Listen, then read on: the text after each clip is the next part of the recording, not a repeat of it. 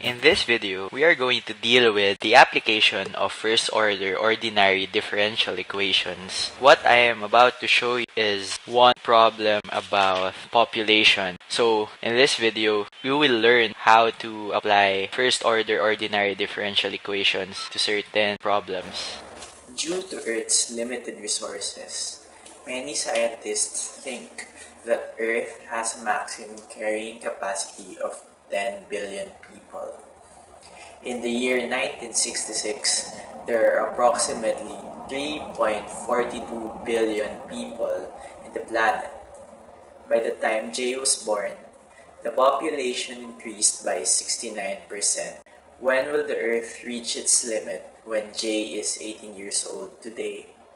The first thing to do to solve this problem is to look for the given. T sub 1 was 1966 and the population during this time 3.42 billion. T sub 2 on the other hand needs some analysis. Looking back on the problem, by the time J was born, this happens. So 2014, which is today, minus the age of J, which is 18, it will give 1996. During this time, the population increased by 69%.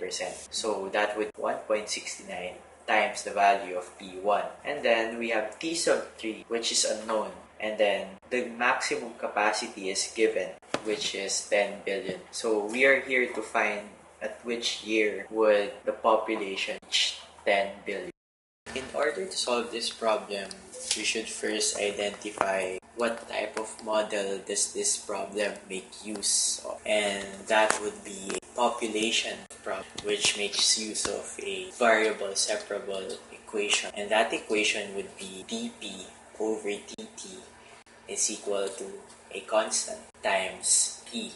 Solving for a variable separable equation would need you to integrate both sides.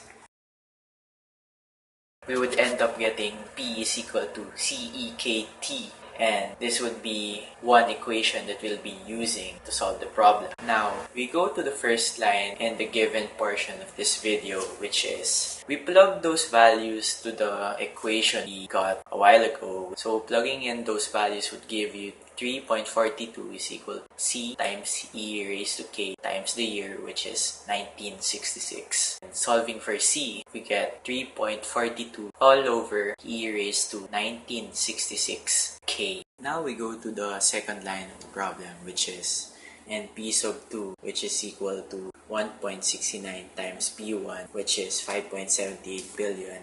We again use the formula of P is equal to CE raised to KT.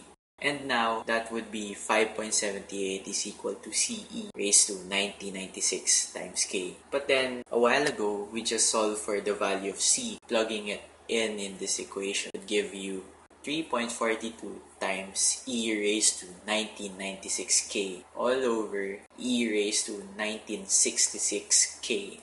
And then we have to solve for K. So we simplify, we get 1.69 is equal to E raised to 18K. So we solve for K, which is, and then we again plug this in to the equation C is equal to, and then we get the real value of C, which is 1. And again, we go back to this, but now we use the third line when the population reaches P sub 3. So substituting those values would give you, further solving it would give you ln E raised to the constant, which is 0.0292 times the time, is equal to ln 10 all over 1.84 times 10 to the negative 25. And then solving for T, which gives you the value of 2029. To conclude this problem, in the year 2029, the Earth will reach its maximum carrying capacity. This is 15 years from now. Yay!